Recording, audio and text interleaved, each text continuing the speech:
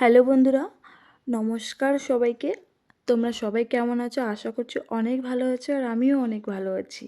তা অনেক দিন থেকেই ভিডিও পোস্ট করা হয় না, তো ভাবলাম যে আজকে একটি ছোট্ট ভিডিও পোস্ট করি। আমরা দুর্গাপুজো অষ্টমী রাত্রে একটু ঘুরতে গিয়েছিলাম, তো সেখানকারই একটু ভাবলাম যে কী কোথায় কোথায় গিয়েছি, তারপরে কীরকম প্যান্ডেল দেখেছি, তো ওটাই শেয়ার করব। তো চলো আজকে ভিডিওটা শুরু করা যাক। তো দেখো, ভিডিওর প্রথমেই যে আমি তোমাদের প্যান্ডেলটা দেখাইলাম, ওটা হচ্ছে তোমরা দেখে হয়তো বুঝতে পারছো যে ওটা হচ্ছে বৃন্দাবনের প্রেম মন্দির। তো ভীষণ সুন্দর করেছে। আমি তো সামনাসামনি কখনো দেখিনি আর কি, মোবাইলেই দেখেছিলাম প্রেম মন্দির, কিন্তু তারই একটু চিত্র তুলে ধরা হয়েছে আমাদের এখানে। তো দারুণ সুন্দর, একদম মনে হয় হুবহু একদম প্রেম মন্দিরে চলে এসেছে এরকম। তারপর ওখানে ঠাকুর দেখার পরে আর কি গিয়েছিলাম আর একটি মণ্ডপে। তো এত সুন্দর সুন্দর প্যান্ডেল করেছে দিনহাটায়। তোমরা যারা যারা গিয়েছো, যারা যারা দেখেছো, তারা তো জানোই, কিছু বলার নেই আর আমার, মানে দারুণ সুন্দর।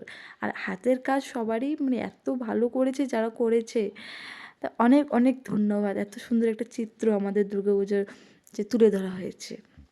বাঙালিদের তো সবথেকে বড় যে উৎসব হচ্ছে আমাদের এই দুর্গাপুজো, তাই না? তো তারপরে এখানে আরেকটি মণ্ডপে এসেছি, আসার পরে দেখো এখানে যে ছোট ছোট বাঁশের একটু কথা বলতে তোতলা যায় মাঝে মাঝে, বাঁশের যে কঞ্চিগুলো থাকে চিকন চিকন, ওগুলো দিয়ে আর কি প্যান্ডেল করা হয়েছে। মানে মানুষের ভাবো মাথায় এত বুদ্ধি, আর আমাদের মাথায় পুরো গোবর ভর্তি।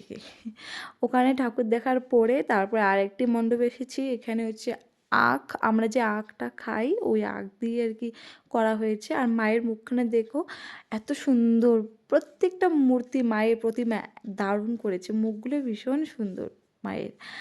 তারপরে এখানে আরেকটি মণ্ডপে এসেছে, আসার পরে দেখো আমাদের যে গ্রাম্য যে চিত্রটা আছে ওটাই তুলে ধরা হয়েছে। আর উপরে যে থালা বাটি, তারপরে হচ্ছে হাতা খুন্তি, এগুলো দিয়ে আর কি উপরে মানে মণ্ডপটা করেছে। আর এদিকে দেখো আমরা যে মাটির উনুনে যে ভাত রান্না করি, ওই উনুনেই আর কি এখানে দিয়েছে, মানে তারপরে হচ্ছে চালের বস্তা দিয়ে, মানে দারুণ সুন্দর বলবো।